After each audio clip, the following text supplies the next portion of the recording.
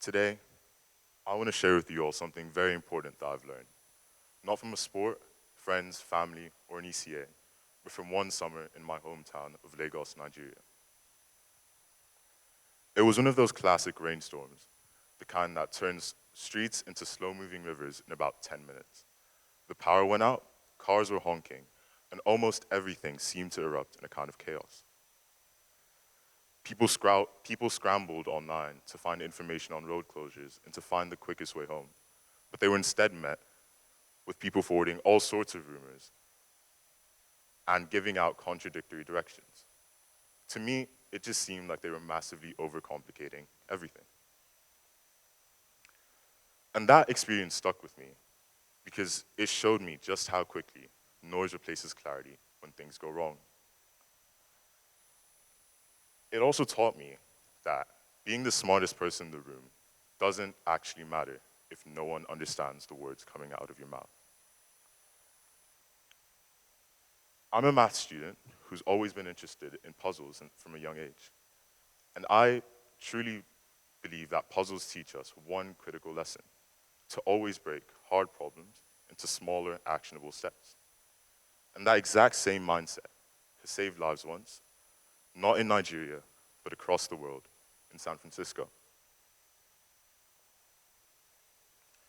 Now, San Francisco sits on the Camotes Islands in the Philippines. For decades, this coastal town was battered by typhoons far stronger than any building they could afford to build. And in the early 2010s, the locals came up with a system called the Paroq system. These are small neighborhood groups, small teams of people who were in charge of protecting and guarding their respective zones. They knew who to warn, where to move, and what to do in case of a flood or similar emergency. And in 2013, when Typhoon Haiyan hit, one of the strongest storms on human record, over 6,500 people in the Philippines lost their lives. And in San Francisco, they recorded 0 casualties. Now, the exact same region, exact same storm, but 2 completely different outcomes, simply because people knew what to do in one scenario. Now, the Paroq system wasn't clever. It only worked and it was only life-saving because it was clear and simple.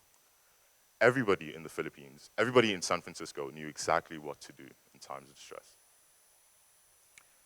Now, the most striking thing to me about the people of San Francisco is that they were able to change so many lives and save many lives by using what they had. They had no million-dollar technology, no foreign investment, no foreign corporation. They just had human coordination and radios. So what does that mean for us as students, teachers, parents, people who rarely ever see storms like San Francisco? It means that sometimes the world doesn't need a new invention. What it does need, most of the time, is simple, maybe even old ideas, practiced and done over and over again.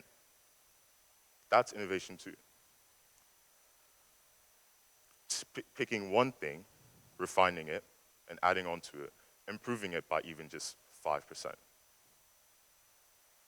Now tomorrow, what I want you all to do is pick one thing in your life that's either messy, unclear, or inefficient, and improve it by 5%.